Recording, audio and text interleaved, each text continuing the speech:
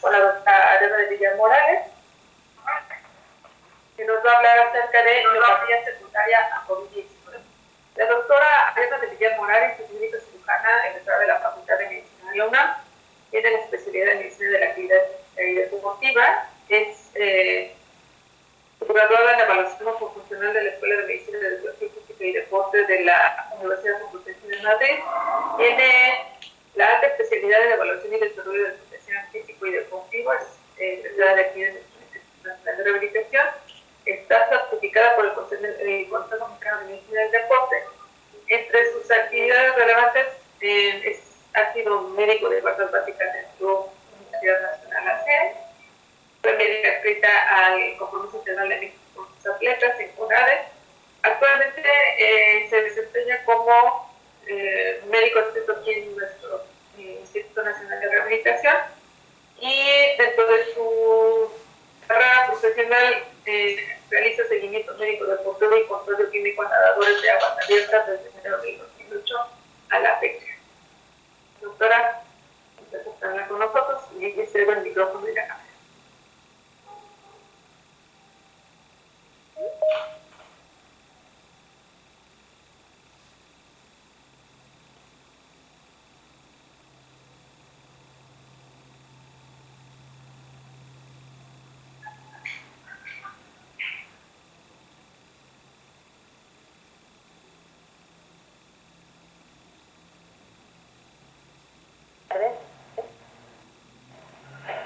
Hola, buenas tardes. ¿Sí? Sí me escucho. Muy bien, pues vamos a comenzar. Pues bueno, ya nos comentaron sobre todo las afectaciones multiorgánicas que hay en el COVID y en el post-COVID.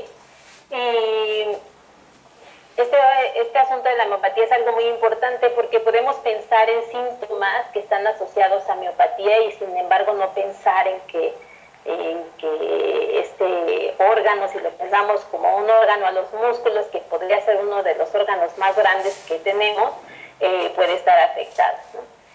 Si bien durante toda la enfermedad, toda la historia general natural de la enfermedad de la COVID-19 está presente síntomas como fatiga, como la disminución de la calidad de vida o debilidad muscular, artralgia. Eso nos hace pensar que la afectación del músculo puede estar presente pues a todo lo largo. A ver, vamos a ver algo aquí con la pantalla.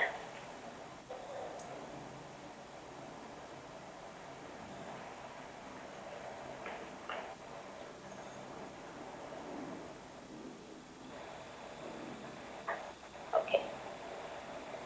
Sí, ¿sí? Muy bien.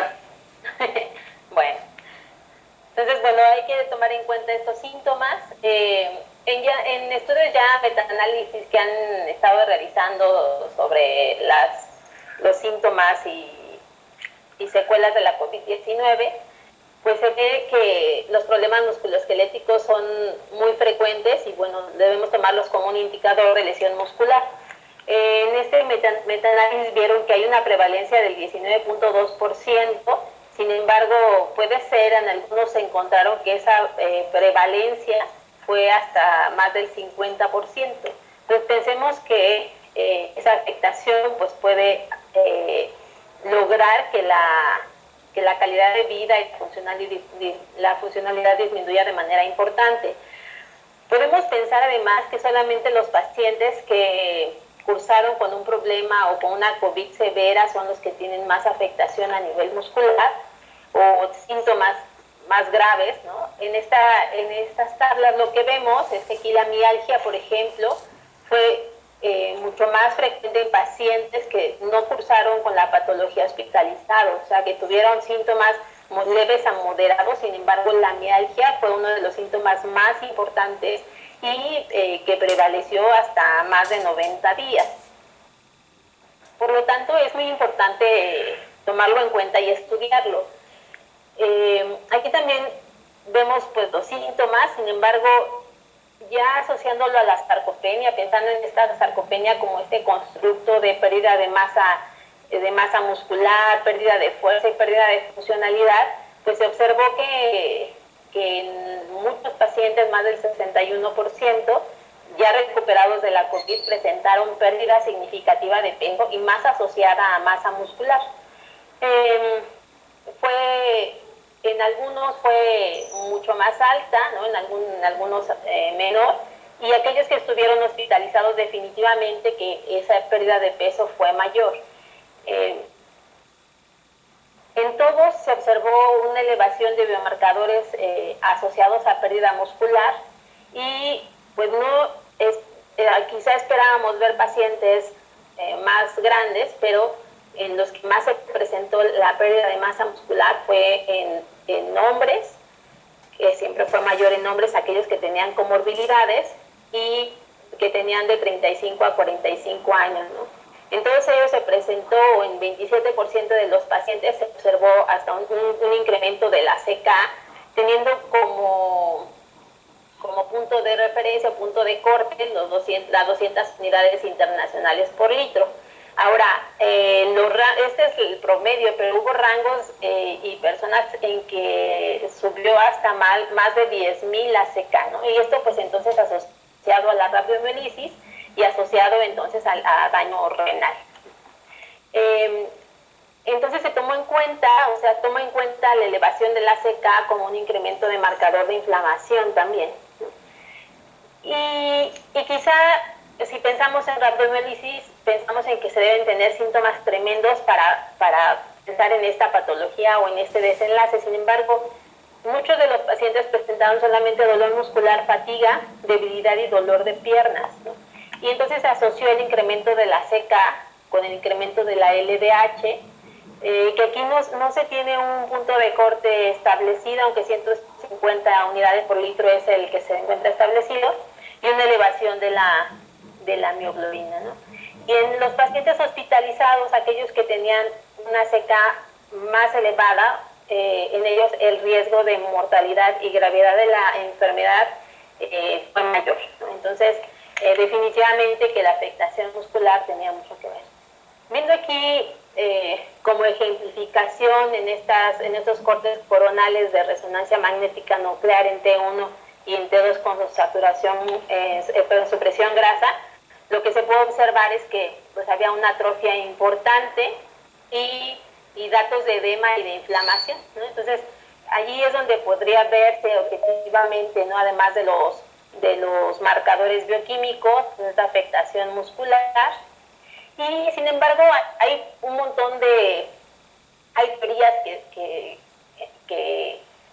se están tomando más en cuenta para el daño muscular. Sin embargo, pues como apenas se está estudiando, está habiendo muchos estudios de casos actualmente en los pacientes, ¿no?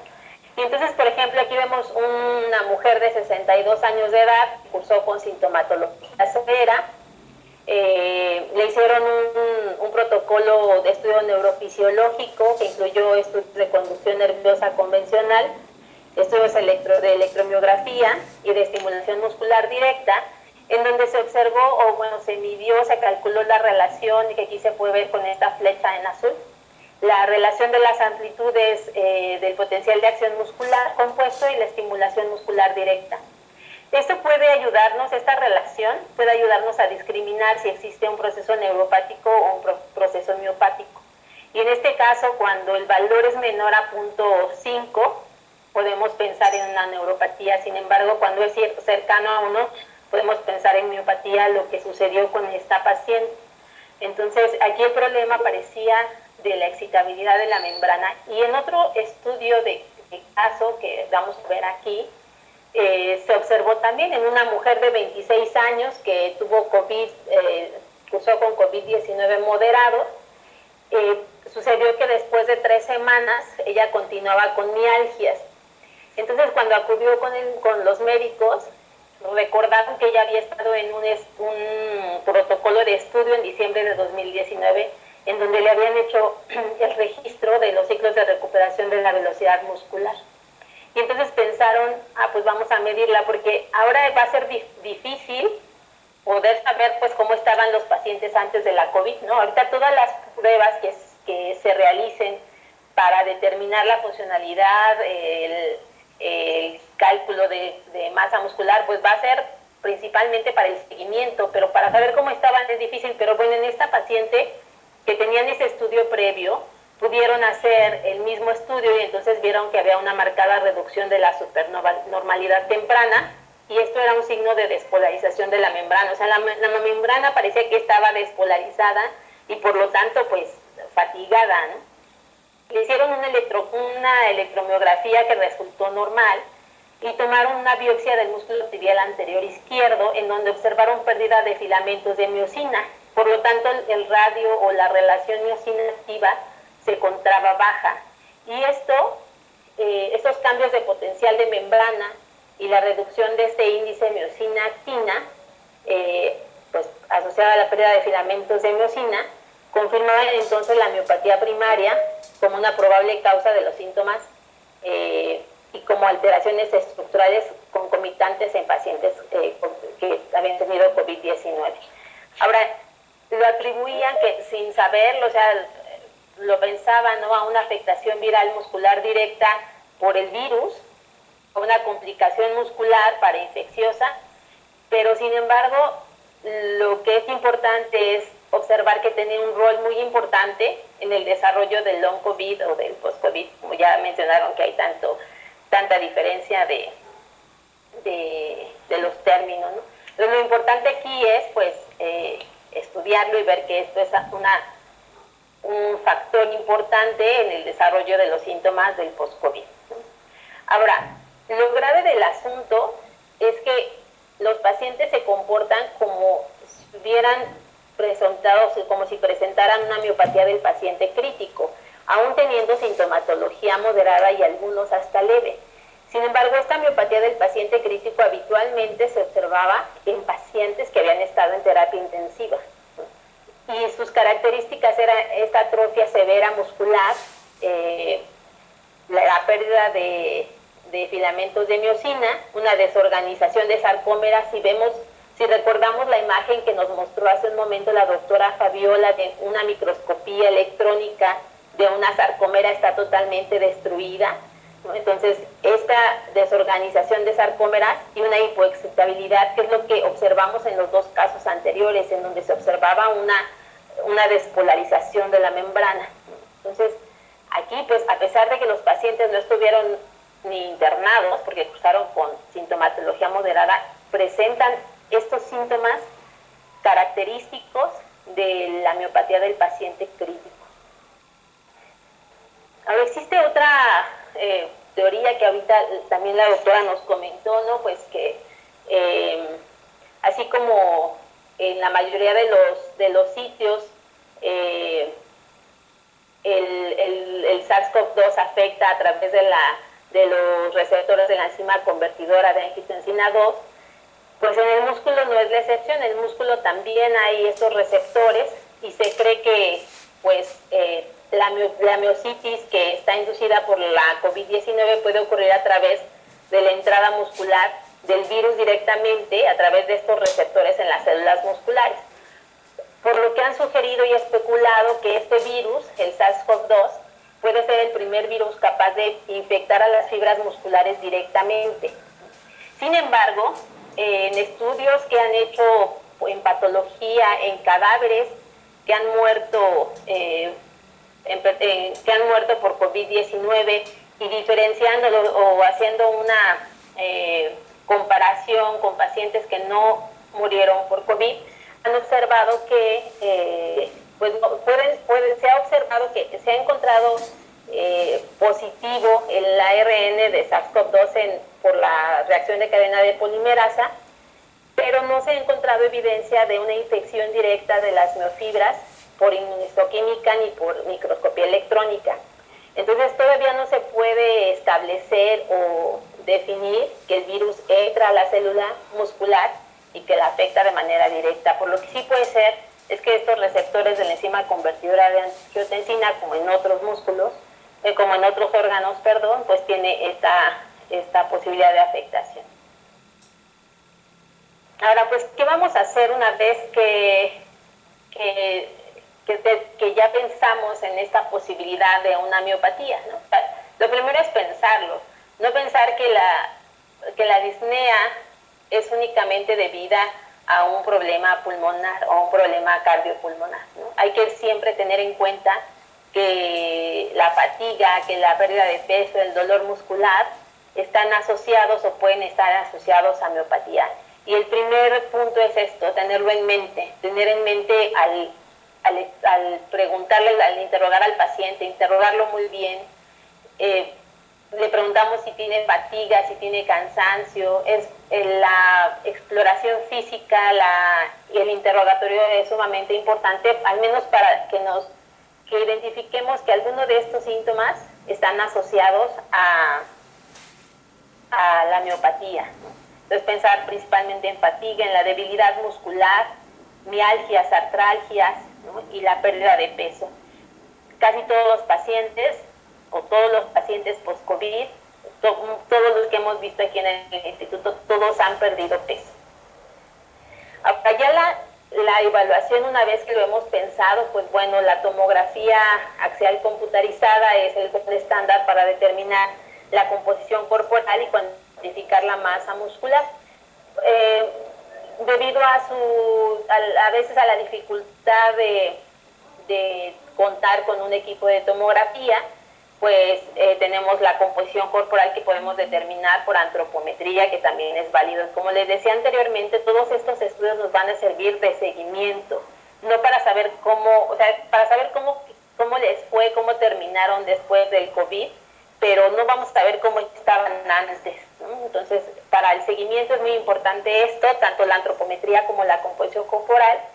Y ya existía antes del COVID-19 para algunos padecimientos pulmonares, ¿no? Como el cáncer pulmonar o para el EPOC, la medición muscular del pectoral. Entonces, esto se hace una medición del índice muscular pectoral mediante la medición del área transversal del músculo pectoral entre el cuadrado de la altura del paciente. Y este índice puede predecir la funcionalidad pulmonar, los días de estancia hospitalaria y la sobrevida.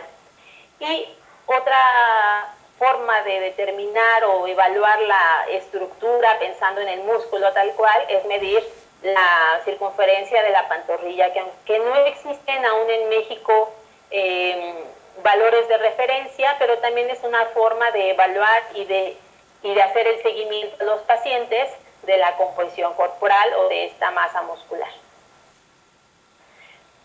Otra forma de hacer esta evaluación pues es mediante bioquímicas. A pesar de que los cambios se dan pues principalmente durante el COVID, ¿verdad? Posteriormente es importante solamente hacer un seguimiento de estas enzimas. Como les comentaba, la CK, el punto de corte está en 200 unidades internacionales por litro. Se ha presentado en pacientes mucho más altos, niveles hasta mayores de 10,000.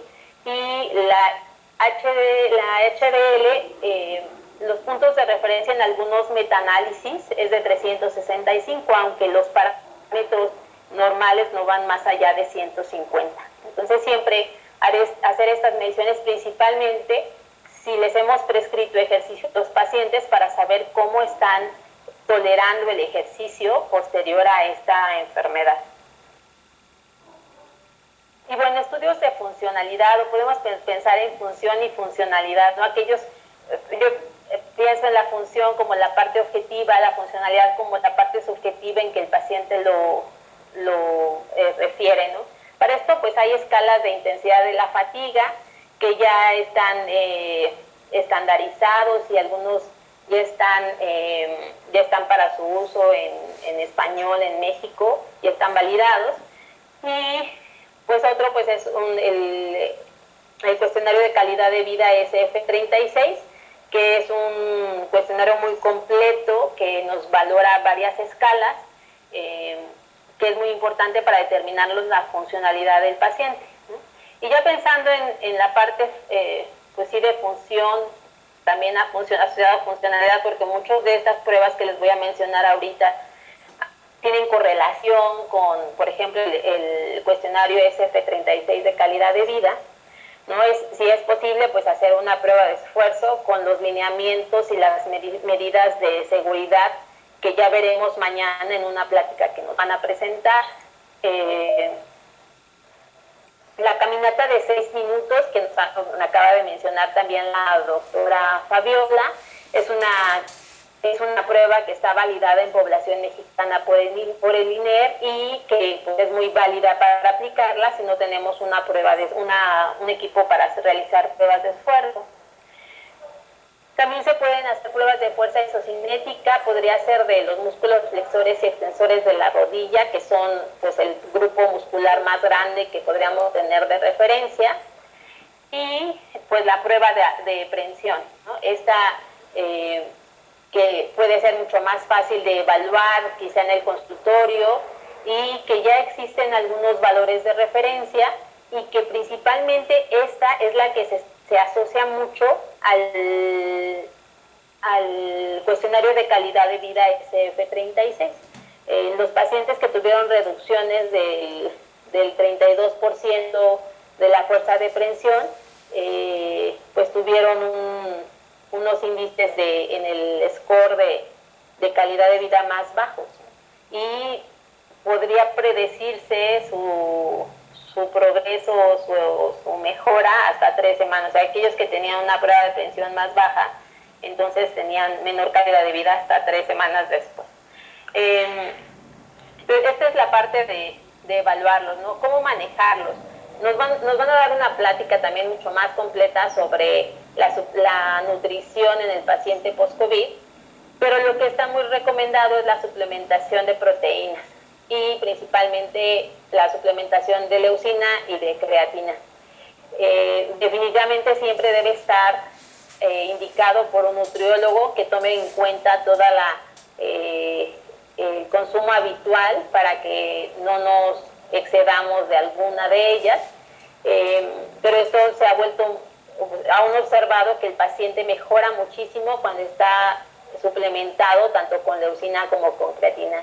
Y la vitamina D también se ha observado que existe una mejoría. Ahora, como casi en todas las patologías, la nutrición y el ejercicio van de la mano. Entonces ya hay estudios en los que han suplementado a los pacientes y no han visto ningún efecto en la masa muscular o en el rendimiento físico. Sin embargo, cuando agregaron ejercicio, entonces ya observaron una mejoría en la masa magra, principalmente apendicular, en la fuerza muscular y en la capacidad de caminata. Entonces, siempre cambiar dos hábitos al mismo tiempo en el paciente, pero lo que hemos visto también es que muchos pacientes vienen muy motivados después de haber cursado con el COVID-19 y podemos pues tratar de motivarlo para que haga estos dos cambios tanto en el plan de alimentación como en el ejercicio. Ahora, de ejercicio, pues no recomiendan, y como en toda la prescripción de ejercicio, que se hagan prescripciones no menores de 8 semanas. Recordemos que las adaptaciones musculares se las dan después de la sexta, y en pacientes que vienen con una condición tan baja, pues hay que dar programas más largos. El programa tiene que estar bien establecido, tiene que haber una retroalimentación y tiene que estar muy individualizada la intensidad. Siempre el paciente debe conocer los contenidos de las sesiones. Hoy debe saber el de la siguiente para que vaya mentalizado, y tiene que haber una diversidad evitando la monotonía de las sesiones de ejercicio. Y siempre debe haber objetivos muy establecidos y hay que evaluar los progresos, porque eso le permite al paciente estar motivado y querer presentarse a su siguiente sesión. Es muy importante ahora con este asunto de lo digital, pues promover programas virtuales que en grupo podría facilitar la adherencia al paciente.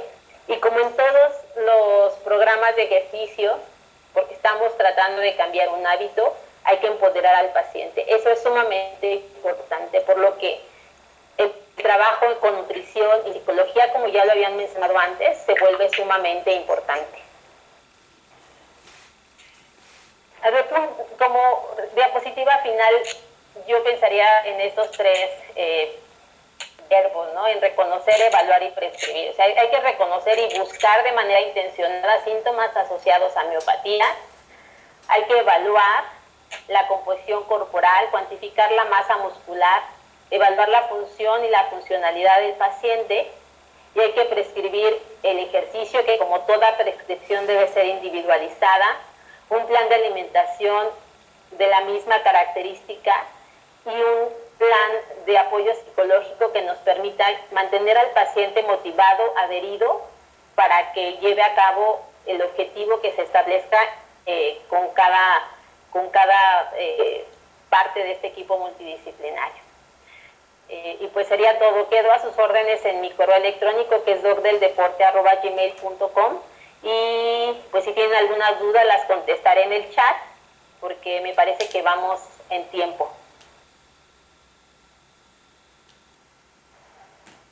A ver cómo detengo la presentación.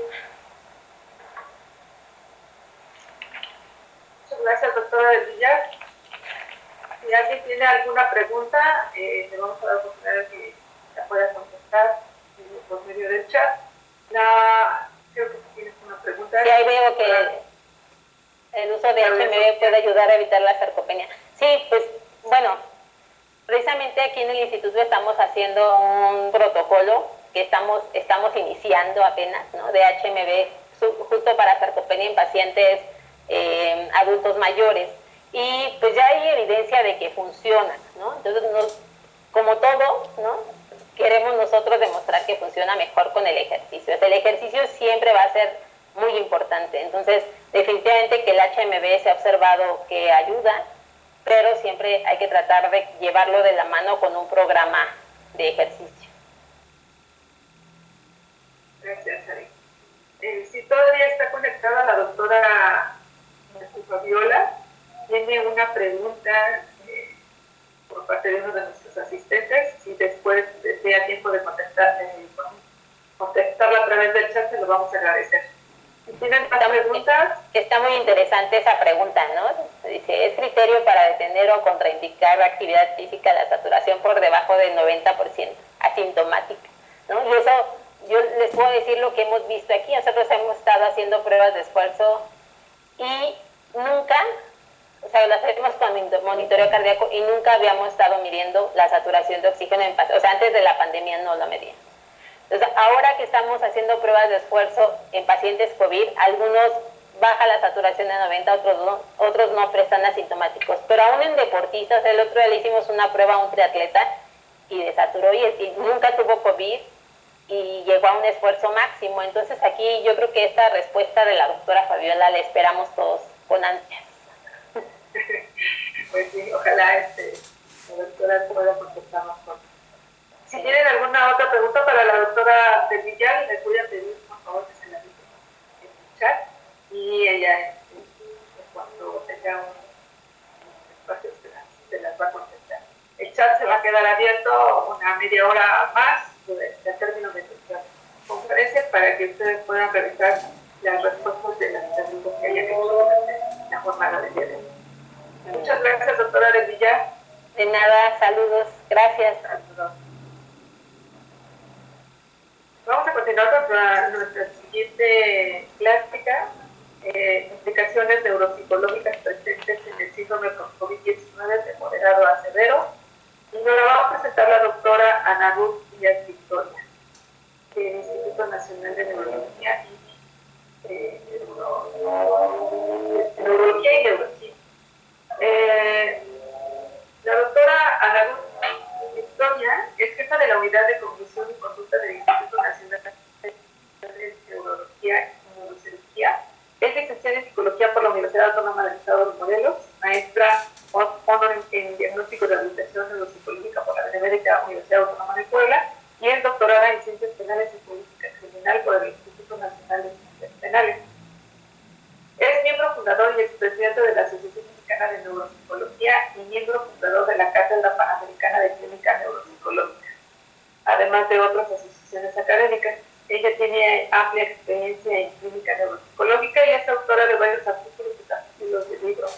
Ha sido catedrática en múltiples programas de México, principalmente UNAM, Universidad Autónoma del Estado de México, Universidad de Guadalajara, entre otros.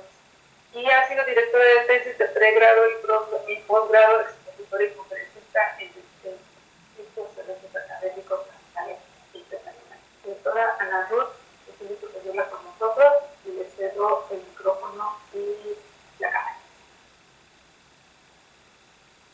Listo, gracias, muchas gracias. Nada más quisiera saber si sí me escuchan bien, porque estoy en el celular, estamos teniendo problemas técnicos, entonces yo les voy a transmitir al parecer desde el celular.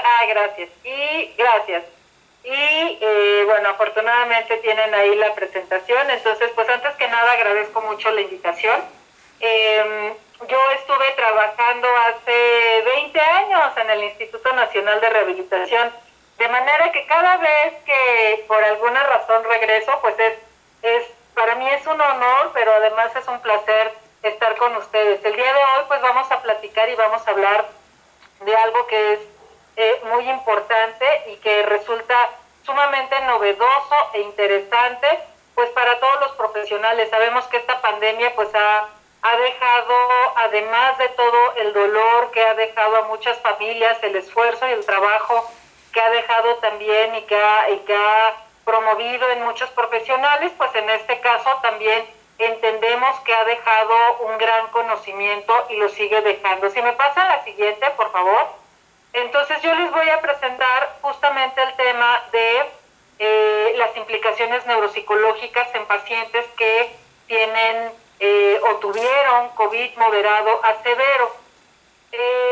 Les tengo que decir varias cosas antes de empezar. La primera de ellas es que, por supuesto, pues este es un virus prácticamente nuevo, entonces eso nos ha obligado, como ya lo han visto en todas las presentaciones seguramente, eso nos ha obligado a tener, pues obviamente, un desconocimiento global, ¿no? Hoy sabemos mucho más de lo que sabíamos hace un año y constantemente están saliendo también nuevas y nuevas informaciones de diferentes áreas. Entonces, pues bueno, esto también nos obliga a tener que decir que la información con la cual trabajaremos hoy o la información que comentaremos hoy no necesariamente representa la información última y acabada del conocimiento de las implicaciones neuropsicológicas en este tipo de pacientes. Tenemos información que se ha derivado de diferentes artículos y publicaciones que se han hecho alrededor del mundo, pero no necesariamente estamos conociendo los efectos finales, porque ni siquiera sabemos, por ejemplo, cuáles pueden ser los efectos a largo plazo. También es cierto que estamos atacando o que estamos trabajando con información no solamente científica, sino información no científica. Estamos todos los que nos dedicamos al área de la salud, y ustedes lo saben también y lo han vivido, los que nos dedicamos al área de la salud estamos luchando permanentemente con la información no científica que se distribuye de una manera mucho más rápida en la población. Y esto nos obliga también a tener una lucha continua con otros frentes, ¿no? Las personas que se dedican a la investigación al mismo tiempo tienen que estar luchando contra la desinformación. Las personas que están atendiendo a pacientes COVID están también al mismo tiempo luchando contra la desinformación. Y en fin, todos los que estamos trabajando en el área de la salud, pues obviamente tenemos que librar también esta batalla que va a ser útil para absolutamente todos. Si me pasan la siguiente, por favor. Dicho lo anterior, entonces sí podemos comentar algunas cosas. La primera de ellas es, a ver, nada más si me permiten un segundo, ¿puedes abrir mi cuenta y abrir el PowerPoint porque no veo? Es que todavía estoy buscando, aquí no alcanzo a ver suficientemente bien. Entonces, tenemos varias cosas. Tenemos que dentro de la neuropsicología clínica ya hemos estado teniendo diferentes quejas de los pacientes, ¿no? Sabemos que los pacientes están reportando que algo les está pasando, pacientes que estuvieron, incluso desde pacientes leves, no es privativo de pacientes moderados o severos, sino desde pacientes leves ya estamos teniendo quejas acerca de las diferentes afectaciones cognitivas. Pero no solamente eso, sino también estamos teniendo algunas algunas quejas sobre repercusiones en general en la salud mental, de la cual también comentaremos un poquito más adelante. Esto nos obliga entonces, o nos pone a las personas que nos dedicamos a la salud mental y a la neuropsicología, al conocimiento de los procesos cognitivos, nos obliga, por supuesto, a seguir investigando al respecto. Si me pasan la siguiente, por favor. Ok, entonces ya estábamos escuchando y lo han estado escuchando y seguramente también lo seguirán revisando en otros momentos. Ya estábamos escuchando que hay diferentes afectaciones en diferentes sistemas también. Este virus ha representado un reto en el sentido de que la propia dificultad que se ha mostrado en el momento del diagnóstico también ha implicado afectación como excesivas afectaciones sistémicas, es decir, se ha visto que ha tenido dificultades, por ejemplo, en el sistema digestivo, ha tenido, por supuesto, en el sistema respiratorio, que ha sido uno de los más de los más afectados, sin la menor duda, y al tener ese déficit respiratorio, simultáneamente puede estar también afectando otro tipo de sistemas, ¿no? Entonces tenemos múltiples sistemas que están siendo afectados por un solo virus. En este sentido, pues estamos teniendo muchas dificultades. Permítame un segundo, perdón.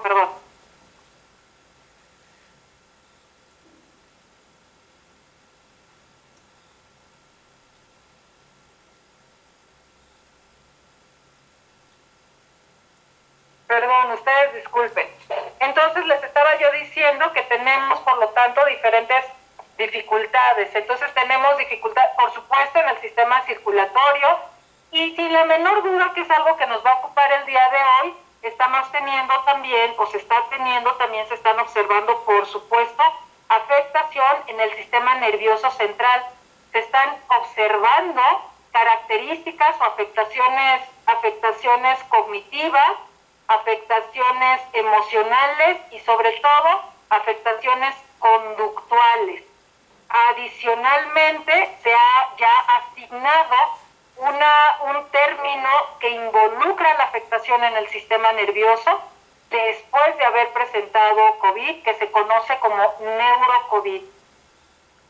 Además, para todas las personas aquí que son expertas también en medicina física, y en general medicina del deporte, por supuesto también ustedes están viendo repercusiones en otros dominios, como puede ser el propio acondicionamiento físico y una fatiga constante.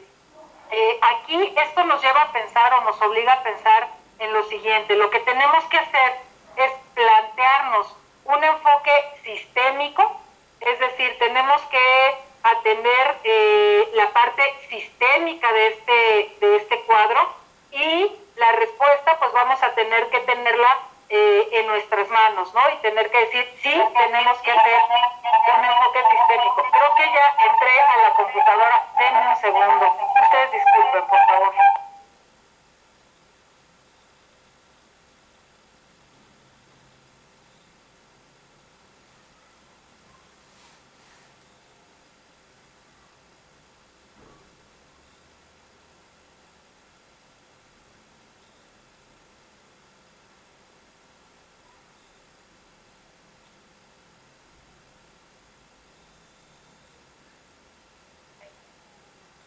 Ahí me escuchan, perdón, creo que ahora sí ya llega, ahora sí ya se apaga. Sí, doctora, ya la escuchamos. Ay, perfecto. Entonces ya vamos a estar un poco más cómodos. El fondo no es muy agradable, pero bueno, vamos a estar más cómodos. Y ya puedo ver bien, además. Perfecto. Entonces, pues, la pregunta quedamos en el misterio. Tendremos que abordar el problema del COVID como un efecto sistémico. La respuesta, pues, tampoco es tan misteriosa. La verdad es que tiene que ser que sí. La razón de ello es que están ahorita organizando un programa muy extenso de diferentes enfoques en el abordaje de los pacientes post-COVID. ¿Me pasan la siguiente, por favor? En este sentido, un esquema ya, la doctora que me precedió justamente ya les había comentado este esquema, no me voy a detener grandemente en este esquema porque pues obviamente ya han comentado cómo ha ingresado, por ejemplo, el virus a los diferentes sistemas, particularmente al sistema nervioso central, en nuestro caso, que es obviamente el que nos está importando ahorita, que es motivo de nuestro interés, pero también en otros sistemas. Si me pasan la siguiente, por favor. Entonces, eso. Entonces, ¿qué es lo que se ha escrito acerca de esto? Miren, las primeras alteraciones que se describieron fueron evidentemente alteraciones, por un lado, alteraciones en el sistema respiratorio, quizás lo que más se ha descrito es la afectación pulmonar. De hecho, al producir una neumonía atípica, ha sido el cuadro que más se ha estudiado. Después se empezó a encontrar que las personas estaban teniendo otro tipo de manifestaciones. Por ejemplo, empezaron a tener algunos eventos vasculares cerebrales, empezaron a tener eventos relacionados también con la falta de oxígeno en el cerebro y otro tipo de afectaciones, empezaron a crear otro tipo de afectaciones. Fue en ese momento cuando se empezó a conocer también que las afectaciones que se estaban teniendo en el sistema nervioso central podían producir por lo menos alteraciones de dos tipos, alteraciones neurológicas por un lado y alteraciones neuropsiquiátricas, entendiendo que las alteraciones neuropsiquiátricas son cuadros que pueden incluir muchas más cosas, además de los propios cuadros psiquiátricos que regularmente conocemos. Si me pasan la siguiente, por favor. Entonces, en este artículo que les presenté en la diapositiva anterior, se registran este tipo de alteraciones, tanto en sistema nervioso central como en sistema nervioso periférico. Se observan, por ejemplo, que también incluye una revisión de varios artículos, se observan desde síntomas neurológicos muy generales como cefalea y mareo, ¿no? O sea, dolor de cabeza y mareo. Se incluye también, por ejemplo, la pérdida del olfato y la pérdida del gusto, que fueron quizás uno de los síntomas pivotes que empezaron a estudiarse también cuando se empezó con todo el conocimiento de las alteraciones neurológicas, los eventos vasculares cerebrales, y se empezaron a reportar, aunque en menor medida, casos, por ejemplo, de padecimientos inflamatorios en el sistema nervioso central, que podían incluir desde meningoencefalitis y además de encefalopatías. Se agregaron también los reportes, les digo que cada vez menos, pero los reportes también de la presencia de crisis epilépticas. Las crisis epilépticas son crisis que se pueden presentar ante casi cualquier factor que ponga al cerebro en alguna forma de sufrimiento, en alguna forma de distrés o de estrés al funcionamiento cerebral. Entonces la respuesta del cerebro en muchas ocasiones llega a ser a través de crisis epilépticas, hasta cuadros más complejos como ataxias que involucraban, por ejemplo, el funcionamiento cerebral, es decir, alteraciones que involucraban el funcionamiento cerebral, mioclonus, o el involucro de la médula espinal. En el caso del sistema nervioso periférico, llegaron a observarse, por ejemplo, cuadros como miopatía y poliradiculopatía. Si me pasan la siguiente, por favor.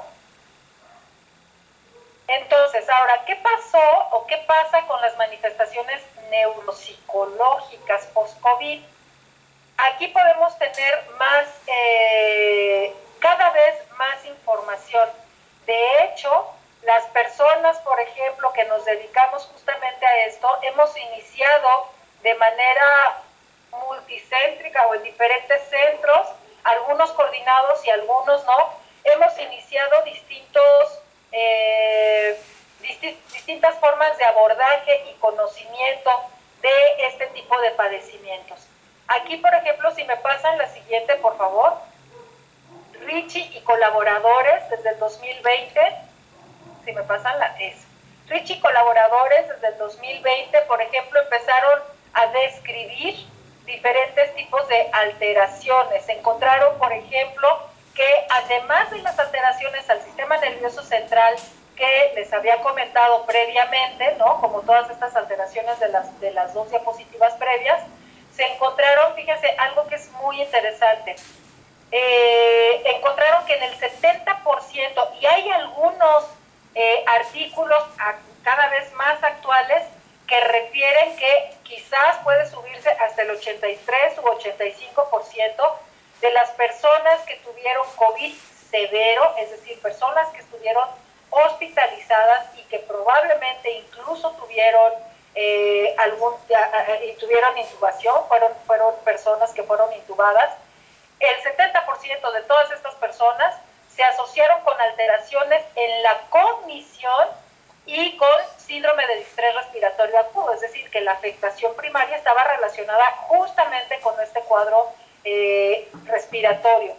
El 78% de las personas, estamos hablando de artículos que se publicaron, que ahorita estamos caminando todavía en el curso de este trabajo, pero estamos hablando todavía de los primeros pacientes que con este cuadro agudo respiratorio, el 78% de las personas tuvieron quejas cognitivas hasta un año después de la infección. Hoy podemos ver que ya llevamos más de un año con esta enfermedad en nuestro planeta, en nuestro mundo, y seguimos recibiendo quejas de pacientes o de personas que fueron contagiadas al principio de la pandemia y que siguen presentando estas alteraciones. Quiere decir que estos datos van a seguir creciendo y nos van a seguir dando muchas más pistas acerca de cómo está funcionando este proceso desde el punto de vista neurológico por un lado y neuropsicológico en particular. Alteraciones, este tipo de alteraciones cognitivas, como yo les comentaba al principio, se observaron en personas con COVID-19 severo, pero no nada más o no solamente en aquellas que tuvieron síntomas neurológicos durante la infección, sino también en aquellas personas que no presentaron síntomas neurológicos y que tiempo después de haberse recuperado llegaron a tener este tipo de alteraciones. ¿Me pasan la siguiente, por favor? Entonces, algo que es muy importante y que a todas las personas que nos dedicamos al sector salud nos interesa saber, es que hay personas que son especialmente vulnerables. Estoy hablando vulnerables desde el punto de vista neuropsicológico. ¿Qué tipo de personas son? Son personas que previamente ya habían tenido, previamente a la pandemia y obviamente a la infección, ya habían tenido alguna condición neurológica preexistente, es decir, personas que por alguna razón distinta al COVID habían tenido ya, por ejemplo, eventos vasculares cerebrales, habían padecido alguna forma, por ejemplo, de hipoxia cerebral, personas que el cerebro ya estaba dañado de alguna manera por algún traumatismo craneoencefálico o por alguna otra patología. En estas personas que además se agregaba el COVID en su forma severa, se ha observado que han tenido una mayor vulnerabilidad para presentar síntomas cognitivos. Quiere decir que estamos hablando también de una población que también puede ser una población etaria, es decir, relacionada con la edad. Pensemos que, por ejemplo, los eventos vasculares cerebrales se relacionan o se dan con mucha mayor frecuencia en personas mayores a 60 años, con otras comorbilidades como tabaquismo, como sedentarismo, en fin, como otras, hipertensión, diabetes, etcétera, con otras comorbilidades que de por sí podrían tener una afectación al cerebro.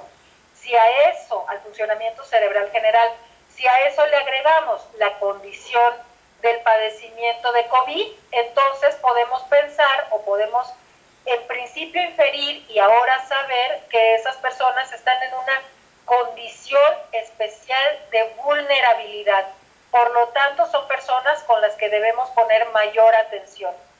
Se ha documentado también, por ejemplo, que hay algunas alteraciones, aunque estos resultados no han sido del todo consistentes, se han mostrado que hay algunas alteraciones que pueden ocasionar formas más severas de la enfermedad, por ejemplo, en la esclerosis múltiple. La esclerosis múltiple es un padecimiento que, si bien es cierto que principalmente se manifiesta en la segunda, tercera década de la vida, que tiene predominio de presentación en mujeres, que tiene algunas afectaciones, por ejemplo, o predominan las afectaciones, por supuesto, en sustancia blanca, en sustancia blanca del cerebro, con un predominio muy específico de algunas zonas cerebrales, alrededor de los ventrículos, etcétera, que puede tener un curso, se llama remitente, recurrente, etcétera. Lo característico de este padecimiento también es que es una enfermedad autoinmune, y al ser una enfermedad autoinmune también representa a veces complicaciones en su propio control y puede representar también algunas afectaciones adicionales. Entonces, sí ha habido algunos estudios en donde se ha presentado la esclerosis múltiple como probablemente un factor de riesgo para generar enfermedad más grave. También es cierto que la mejoría cognitiva en estos grupos aún no muestra suficiente evidencia. Nos falta tiempo. No conocemos mucho tiempo. Es probable que si vemos esta plática en un año, los resultados o los datos que aquí se muestran no sean tan precisos, porque en un año podamos tener más conocimiento, ¿no? Pero sí hay algunos elementos que nos están indicando, y sobre todo por el conocimiento de cómo funciona el cerebro, nos están indicando que este tipo de padecimientos podrían favorecer un deterioro más acelerado de lo que podría tener, por ejemplo, la enfermedad sin la presencia de COVID. Hay algunos datos que son muy sugestivos de eso, que cada vez se está encontrando más contundencia, pero que aún no se puede decir como algo definitivo. Entonces hay que ser muy cuidadosos también al respecto. ¿Me pasa la siguiente, por favor? Ahora bien, ¿cuáles serían las alteraciones más frecuentes desde el punto de vista neuropsicológico? Y pensándolo, por ejemplo, en las personas, en ustedes, que están muy relacionadas con la parte de la medicina física, del ejercicio, etcétera, ¿no? De personas que trabajan directamente con deportistas, en fin, ¿no? Algo que es muy importante, que está ya muy documentado, o cada vez más documentado, son las alteraciones especialmente en este tipo de procesos. Alteraciones, por ejemplo, en la memoria, en diferentes formas de memoria, alteraciones en la atención, alteraciones en el procesamiento de la información y alteraciones en las funciones ejecutivas. Quiero hacer un pequeño paréntesis con respecto a las funciones ejecutivas. Las funciones ejecutivas son funciones o son procesos que nos permiten realizar las actividades más complejas de nuestra vida, que nos permiten, por ejemplo, saber qué es lo que tenemos que hacer cuando nos enfrentamos a un problema, qué es lo que tenemos que hacer, cuáles son los elementos con los que contamos y cómo podemos resolver ese problema. Cuando tomamos una decisión, nos permite también tomar decisiones de forma consciente, de forma voluntaria, para que esas decisiones sean las mejores decisiones en nuestra propia vida. Las funciones ejecutivas nos permiten planear nuestra actividad, nos permiten verificar si lo que hicimos se hizo de manera correcta o no se hizo de manera correcta. De manera que cuando estamos diciendo que los procesos principalmente afectados son de memoria, que la memoria, por supuesto, nos da una buena parte de nuestra identidad personal, no seríamos nosotros si no tuviéramos toda esta información que tenemos guardada en nuestra cabeza, no seríamos nosotros desde el punto de vista social, desde el punto de vista laboral, desde el punto de vista familiar y desde el punto de vista individual. En la atención, que la atención es un proceso que también sirve como filtro de entrada a otros tipos de información, el procesamiento de la información sin la menor duda, y como les decía yo, las funciones ejecutivas. Si me pasan la siguiente, por favor. Fíjense, aquí en el instituto estamos nosotros recibiendo, al ser un centro de concentración nacional, aquí en el Instituto Nacional de Neurología, estamos recibiendo personas de diferentes instituciones que llegan aquí por quejas cognitivas. Y entonces se han ido, se ha ido evaluando y estamos ya formando una base de datos. Esta base de datos el día de hoy todavía no se las puedo presentar como tal, se tiene que sistematizar la información, hacer un grupo cada vez más grande, etcétera, pero sí les puedo mostrar algunos de los hallazgos que hemos encontrado con mucha frecuencia. Yo les voy a mostrar solamente una pequeña muestra de hallazgos que hemos tenido en prácticamente todos los pacientes que han venido aquí con la queja de COVID de diferentes instituciones que envían para acá. Se les ha aplicado, entre otras cosas, se les ha aplicado una prueba que se conoce como neuropsi de atención y memoria. Esta es una prueba neuropsicológica que fue diseñada, que fue hecha para la población mexicana, con población mexicana, que tiene la puntuación estandarizada para la población mexicana de distintas edades y de distintas escolaridades. La autora, que bueno, fueron Feggy Ostrowski y su equipo de colaboradores, pero digamos que la autora principal fue la tesis de doctorado de la doctora María Esther Gómez Pérez, que ella trabaja aquí con nosotros en el instituto, pues su tesis de doctorado. Entonces tenemos muchas razones por las cuales podríamos utilizar esta prueba, y porque además incluye, como ustedes están viendo aquí, si ustedes ven la parte de arriba de estos perfiles, van a ver que están evaluando atención, memoria y funciones ejecutivas. De manera que el día de hoy este instrumento se convierte en un área de oportunidad, por ejemplo, para conocer y comprender este tipo de alteraciones en la población que tenemos con este tipo de patología en particular. No es lo único que hacemos, pero sí es algo que hacemos que hacemos todo el tiempo con este tipo de pacientes. Entonces, miren, si ustedes ven este cuadro, desafortunadamente yo no lo puedo señalar, pero pues es un cuadro que es de fácil lectura. Están viendo que tenemos del lado izquierdo una columna que dice rango de ejecución y que podemos ver que dice alto, normal, leve, moderado o severo. Entonces, uno esperaría que todos los que estamos aquí, las pruebas neuropsicológicas, tienen un techo muy específico. Todas las tareas que nosotros realizamos a través de las pruebas neuropsicológicas implica que cualquier persona que no tenga compromiso en el funcionamiento cerebral tendría que estar desempeñándose dentro de los rangos normales. En este caso estamos viendo que prioritariamente, en este caso en particular, estamos viendo que prioritariamente se está viendo, por ejemplo, la mayor parte de los puntajes o de las crucecitas que marcan están dentro del lado de la línea o del renglón que está normal. Sin embargo, tenemos, fíjense ustedes, otras pequeñas cruces o algunas crucecitas que están ya en afectación leve, moderada e incluso severa, ¿no? ¿En qué tareas? En tareas, como ya habíamos visto, pues tareas en este caso, de memoria, predominantemente de memoria, y también de funciones ejecutivas. Entonces, esto quiere decir que los datos que estamos viendo en la población del centro de México, en la población mexicana del centro del país, están presentando más o menos el mismo tipo de comportamiento post-COVID con respecto a las funciones ejecutivas. Si me pasan la siguiente, vamos a tener oportunidad de ver otro perfil.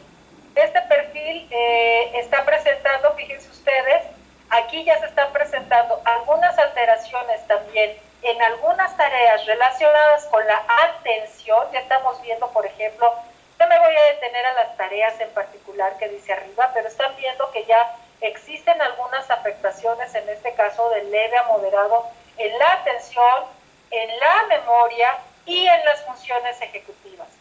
Otra vez estamos viendo, si seguimos toda la línea, gracias a quien está llevando el cursor, muchísimas gracias, orienta mucho, mucho.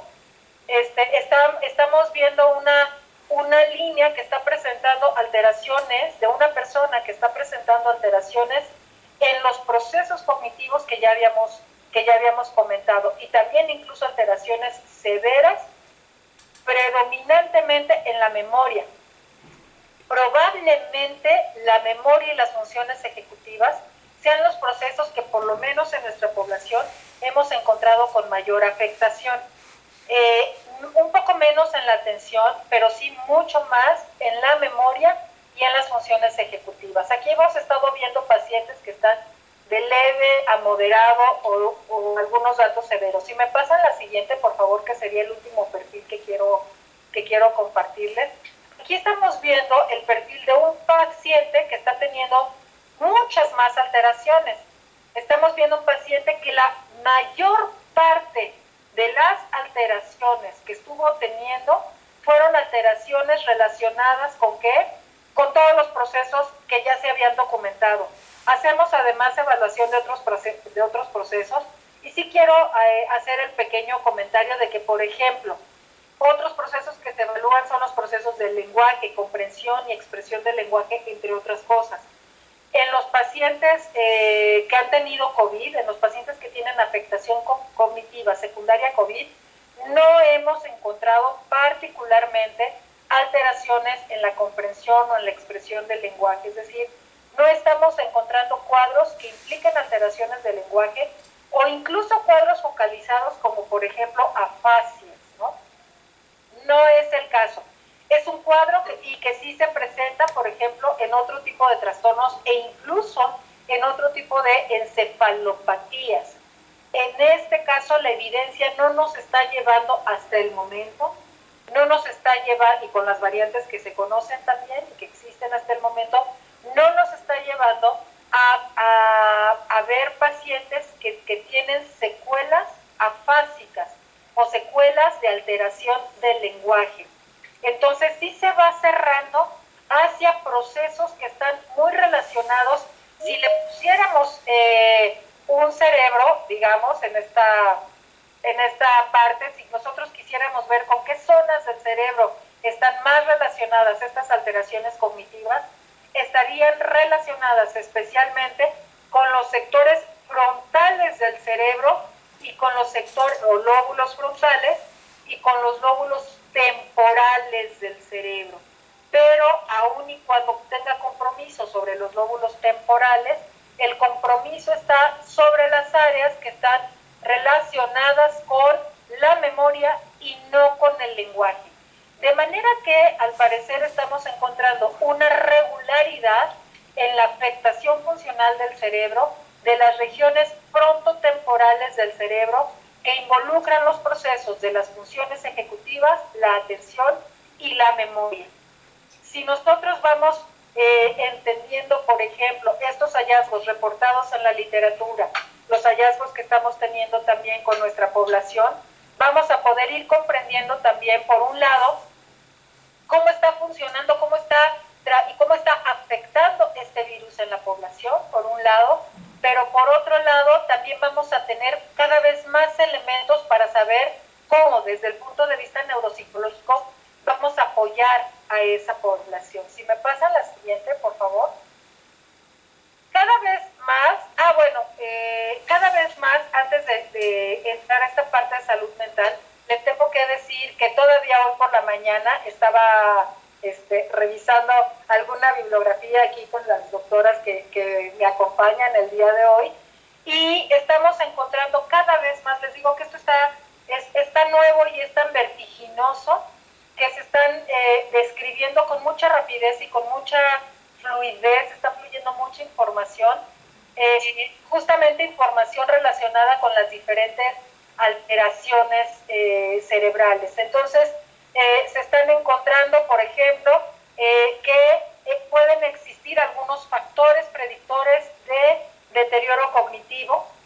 ver algunos factores predictores de deterioro cognitivo, como por supuesto si hubo intubación, si no la hubo, si hay otros déficits pulmonares a largo plazo, si no los hubo, y otro tipo de factores. Aunque todavía no es del todo contundente, les digo, sí es importante que veamos y que vayamos conociendo cada vez más.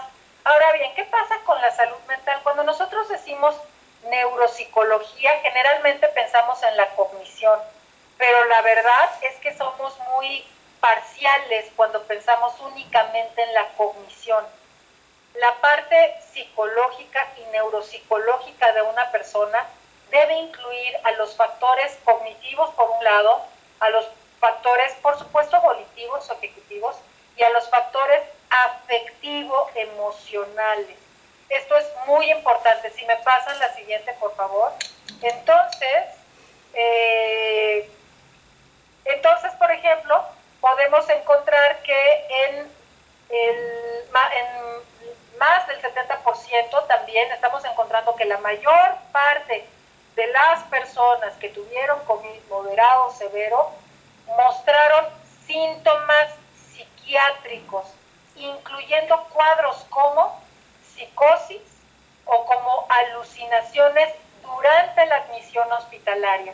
Estos cuadros pudieron haber sido producto primariamente por el COVID o producto, por ejemplo, de algunos estados transitorios como el propio delirio, ¿no? Si no estuvieron intubados, si no estaban dormidos, si estaban despiertos, pudieron haber desarrollado algunos cuadros transitorios psiquiátricos, neuropsiquiátricos durante la estancia intrahospitalaria.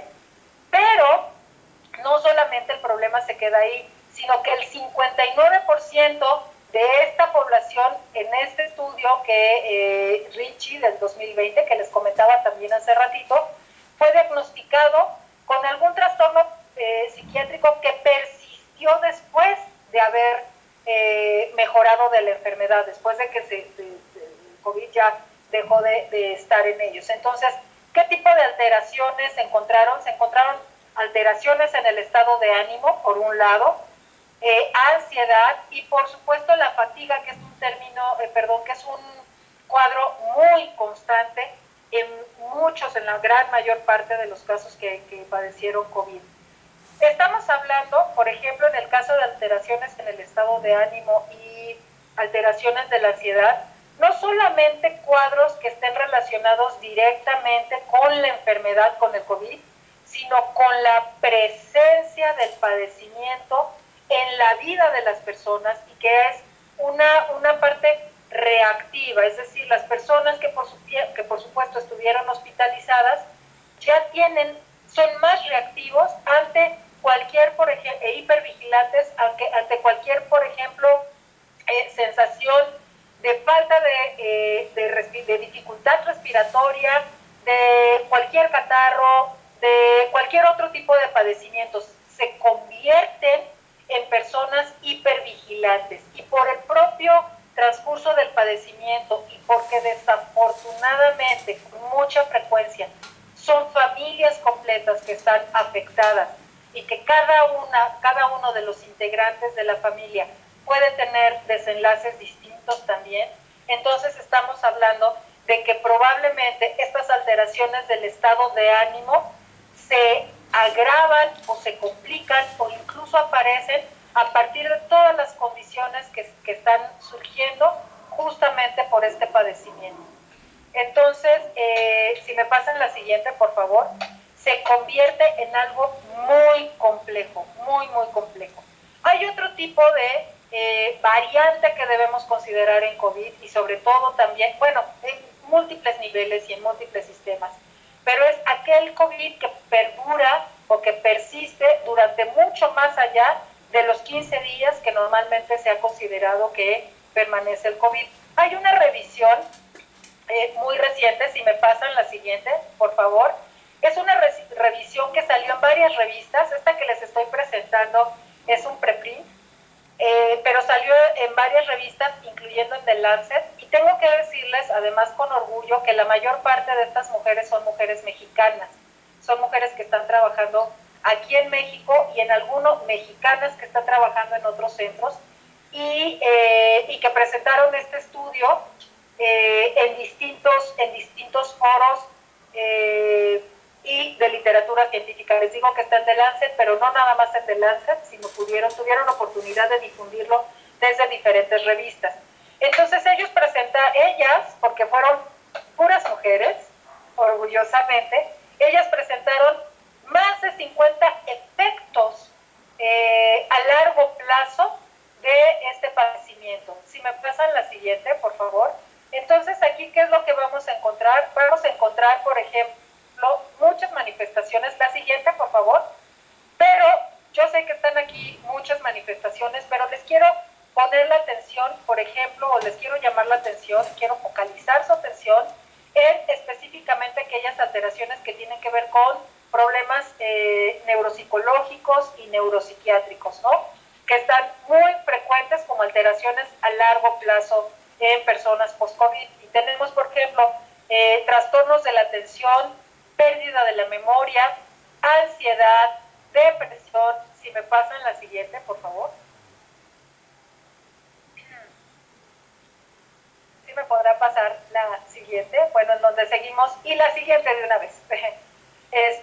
Seguimos también con más afectaciones, trastornos del sueño o trastornos del dormir, que esa propia categoría de trastornos del dormir o trastornos del sueño podría incluir simultáneamente diferentes aspectos relacionados no solamente con la parte afectiva como ansiedad, etcétera, sino otro tipo de alteraciones relacionadas obviamente desde el aspecto del sistema respiratorio o complicarse con varios sistemas simultáneamente. Entonces, esos propios trastornos del sueño hacen que la experiencia post-COVID sea también mucho más compleja. Y no solo eso, cuando una persona tiene alteraciones del sueño, como por ejemplo puede ser algún padecimiento específicamente de insomnio, se sabe que el propio insomnio acarrea secundariamente más alteraciones relacionadas con el estado de ánimo, con la atención, concentración,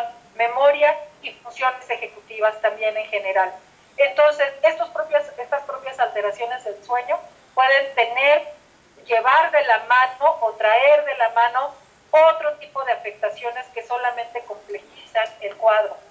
Se presentan también de manera relativamente frecuente, como lo estamos viendo ahí, padecimientos psiquiátricos adicionales a la depresión y a la ansiedad que ya enumeraron previamente. La siguiente, por favor. O la siguiente, que ya está con las flechitas. Y podemos encontrar alteraciones del estado de ánimo, disforia, incluso también reportados trastornos obsesivo-compulsivos, paranoia, y voy a poner un especial interés en el trastorno de estrés postraumático.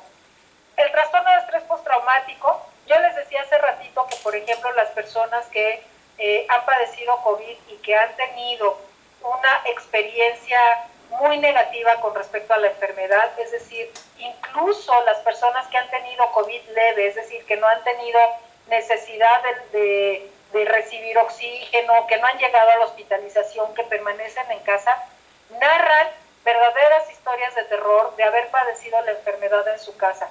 Son menos aquellos que tuvieron una enfermedad asintomática, por lo menos la descripción, y probablemente muchos de ellos nunca se enteraron que la tuvieran. Sin embargo, esta experiencia traumática, y que probablemente fue traumática en el sentido de los síntomas que se estuvieron teniendo, de la relación que tuvieron con personas que habían padecido también COVID, probablemente de duelos, probablemente de estas pérdidas tan dramáticas de uno o más integrantes de la familia o uno o más conocidos, etcétera. Es decir, la propia experiencia traumática del COVID ha generado en las personas post-COVID, y no solamente en las personas post-COVID, sino prácticamente en la población general, ha generado un cuadro, pues casi podríamos decir epidémico de la salud mental en general, pero de trastornos de estrés postraumático en particular. Hoy yo si pudiera preguntarles a cada uno de ustedes que están escuchando ahorita, ¿cómo ha cambiado su comportamiento y cómo ha cambiado su vigilancia en la vida cotidiana a partir de que conocemos COVID? Ahora ya todos permanentemente podemos tener, por ejemplo, nuestros aerosoles para desinfectar superficies, nuestro alcohol gel permanentemente y nos podemos poner muchas veces durante el día y nos bañamos. Y antes, sobre todo, por ejemplo, no sé en su caso, en mi caso, por ejemplo, yo me bañaba en la mañana y llegaba a la casa en la tarde y otra vez me metía a bañar y todo otra vez iba así. Ahora no, ahora yo ya solamente es rociar todo lo que traigo, incluyendo los zapatos. Yo sí soy todavía de zapatos, perdón. Pero entonces sí se han generado una serie de condiciones que nos han cambiado la vida y que nuestra reacción emocional hacia condiciones que antes eran cotidianas y normales, ahora son distintas, porque ahora tenemos y manejamos unas emociones de manera distinta. Es decir, nos podemos poner muy nerviosos, iniciamos a lo mejor con palpitaciones, con sudoración, con crisis de pánico. Si sentimos que alguien tosió cerca de nosotros, pensamos que nos vamos a morir, y esto desafortunadamente en esta época podría tener un resultado un poquito a mediano plazo, pero resultar también en ese desenlace, etcétera. Entonces, el trastorno de estrés postraumático es algo que nos va a durar a largo plazo. Lo hemos vivido ya como población después de los temblores. Hoy vivimos diferente después de quienes vivieron el temblor del 2017 y quienes vivimos también el temblor de 1985. Aprendimos a vivir de una manera distinta. En este caso también estamos aprendiendo a vivir de manera distinta, de manera que estamos enfrentándome a situaciones muy, muy complejas para conocer, entender con relación a la salud mental. Y ya un poquito para ir cerrando el tema, si me pasan la siguiente, por favor, porque no quisiera también abusar de su tiempo. Les diría lo siguiente: ¿qué pasa con los niños? Me pasan la siguiente, por favor. En el caso de los niños, estamos teniendo, por ejemplo, y hemos tenido, antes decíamos, ¿no? Sí, los niños, no, qué curioso, porque los niños no se infectan con COVID, ¿no? Era como nuestra salvedad. Hoy que cada vez tenemos a la población, en México tenemos alrededor del 65% de la población mayor a 18 años vacunada, es como empezamos a ver, por ejemplo, que los niños también tienen una respuesta específica hacia este padecimiento. Hoy hay evidencia, por ejemplo,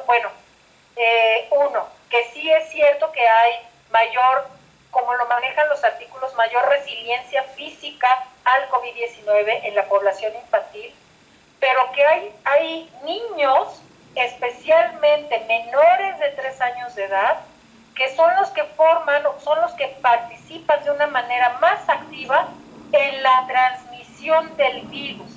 Es decir, aquella idea que teníamos al principio de que los niños no se infectan, pero podrían a lo mejor permanecer asintomáticos y transmitir la enfermedad a los abuelos, hoy hay cada vez más evidencia que son los niños pequeños los que tienen estas características. Pero aún está poco documentado, cada vez se está documentando más. ¿Me pasan la siguiente, por favor? Justamente por este incremento en los programas de vacunación. Entonces, aquí es muy importante considerar que tenemos una población en riesgo, una población que todavía no conocemos y que hasta ahorita lo que se ha sabido es que es una población que tiene trastornos menos severos, eso es cierto, que los niños más pequeños son los más vulnerables a la infección, y que se encontraron, por ejemplo, que se han encontrado con mayor frecuencia en documentos del 2019 y 2020. Habrá que ir revisando, por ejemplo, los nuevos del 2021, que algo que encontraron fueron nuevamente la pérdida del olfato y del gusto. La siguiente, por favor. Entonces, se conoce, por ejemplo, que puede haber algunas infecciones también o algunos cuadros que pueden presentarse con la disfunción, con algún tipo de disfunción cerebral, que estos efectos hasta ahorita, y que les digo que no tenemos efectos a largo plazo, y que ahora se convierten en una población, digamos, de mucha atención desde el punto de vista científico, se han visto hasta ahorita defectos que van desde un desarrollo normal, ¿no? O sea, que continúan con su desarrollo normal, hasta defectos cada vez más graves, o hasta problemas cada vez más graves, que podrían comprometer sustancialmente el neurodesarrollo, ¿no?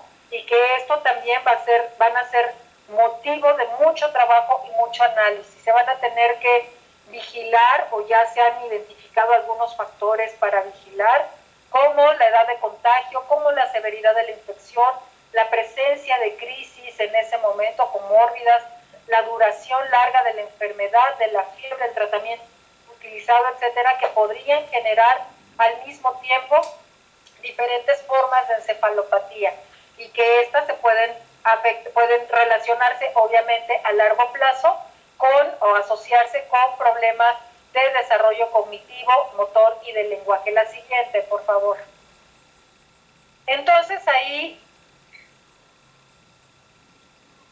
tenemos, si me pasan la siguiente, que la siguiente pues no me detendré mucho, es solamente, bueno, para quienes estén interesados, si quieren tómenle ahí un pantallazo y así, pero para quienes estén interesados, por ejemplo, en el conocimiento más de niños, cuáles son los retos a los que hay que enfrentarse, porque tenemos retos no solamente en la evaluación, sino también en la intervención, y son retos que se pueden enfrentar de manera presencial, y algunos que se pueden enfrentar también, como lo estamos viendo, de manera remota, pero siguen siendo retos para la población infantil y en general para la población en general. Si me pasan la siguiente, por favor. Entonces, a ver, personal de salud, en realidad, todo el personal de salud, ¿qué es lo que nos queda? Nos queda comprender, por lo tanto, que este cuadro, que esta enfermedad es una enfermedad que incluye múltiples dimensiones. Se me había pasado, por ejemplo, comentarles que algunos de los factores que están formando parte del pronóstico, por ejemplo, para conocer los efectos cognitivos, es, por ejemplo, conocer el género, si la persona es hombre o es mujer. No quiero involucrarme en esta discusión binaria versus no binaria, porque no es en este momento ese caso, pero sí se ha identificado que, por ejemplo, el hecho de que sean mujeres, que tengan intolerancia a los carbohidratos, que tengan hipertensión, o que hayan sido sometidas a la intubación, pueden ser personas que pueden tener a largo plazo un mayor riesgo para el desarrollo de alteraciones neuropsicológicas.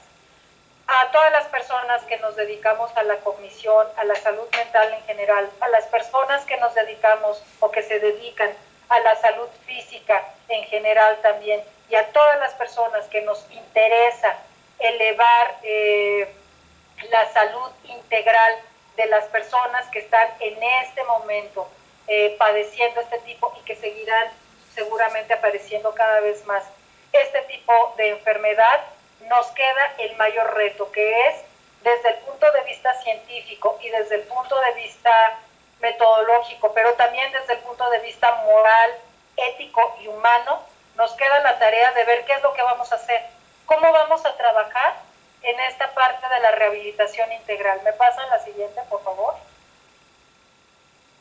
Entonces, las conclusiones que podríamos tener hasta ahorita es, y ya vamos cerrando, se los prometo, es que finalmente esta enfermedad ha mostrado que no es solamente una enfermedad respiratoria, sino que, como lo hemos visto de muchas maneras, se ha mostrado una vulnerabilidad física, mental, económica y social de la humanidad.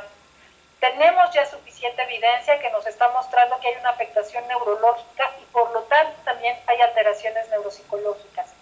Y tenemos también el reto de desarrollar líneas de generación del conocimiento que nos permitan ir conociendo cada vez más los efectos inmediatos y sobre todo los efectos a largo plazo de esta enfermedad. Si me pasan la siguiente, por favor. Y, bueno, este es un comercial, que hoy no vamos a hablar de eso, pero si están interesados, el año pasado publiqué este artículo una revista y que en una revista de salud pública y que en realidad todos estuvimos pendientes de todas las agresiones que hubo al personal de salud. Y créanme que en este trabajo lo que fuimos encontrando es que esto no es nada nuevo, que esto es muy a largo plazo. Todos los que son médicos han vivido antes de COVID diferentes formas de agresiones en diferentes momentos de su vida. Entonces, para todo el personal de salud, la verdad es que esto se convierte en una forma de homenaje y de solidaridad al trabajo que han estado realizando, pese a la respuesta social promovida por la desinformación. Entonces, quienes estén interesados, es de libre acceso este trabajo. Este es mero comercial y bueno, todos mis respetos para el personal de salud. Y ya finalmente, para terminar, pues no me queda la siguiente, por favor, creo que ya va a ser la última. No me queda más que decirles, agradecerles su atención y recordar en todo momento que quienes nos dedicamos a la salud desde los diferentes ámbitos, tenemos, como les comenté yo ahorita, una responsabilidad moral, una responsabilidad ética con respecto a las personas que están teniendo cada vez mayor afectación. Es una responsabilidad de conocimiento, es una tarea de promoción de la salud que debemos estar haciendo siempre. Debemos ahorita entender que la estrategia ahorita más importante para combatir el COVID, además del cubrebocas, el lavado de manos, es la vacuna. Tenemos que combatir a aquellas personas que no quieren vacunarse y respetar y honrar a aquellas personas que ya no están con nosotros y que probablemente formaron parte de nuestra familia y de nuestro ámbito cercano, mostrando y devolviendo un poquito de lo que podemos hacer a las personas que puedan estar en riesgo por esta enfermedad. Yo les agradezco mucho la invitación.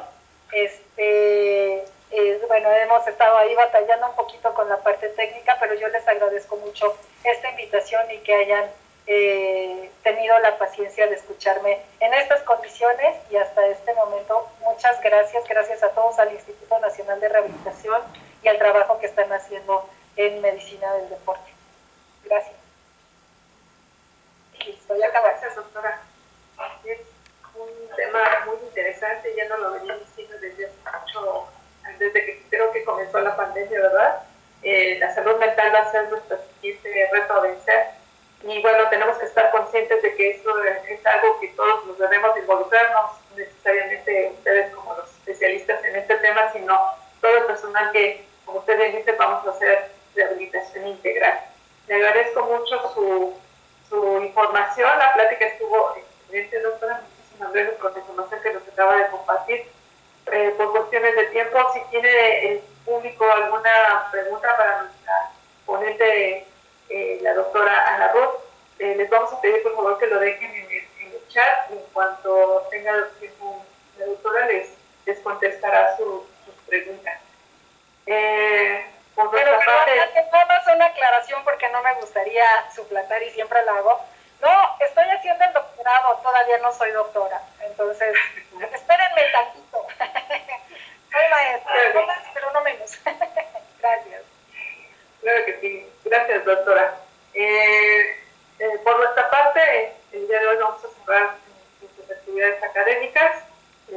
Mañana nos esperamos nuevamente a partir de las 8:45 de la mañana para permitirles el acceso, pero el chat en estos momentos se va a quedar abierto unas 20 minutos para que ustedes puedan evaluar o enviar sus preguntas y nuestras ponentes tengan algunos minutos para poder contestarles todas sus inquietudes. De cualquier forma, si las quieren dejar también para mañana, en un momento se empezaremos a llegar a nuestros ponentes por correo electrónico para que después podamos hacerles llegar las respuestas correspondientes. Muchísimas gracias a todos ustedes. Mi nombre es Andrea Regueto, soy coordinadora por el día de hoy de este curso en línea y los esperamos el día de mañana a partir de las 8:40. Muchas gracias y buen provecho.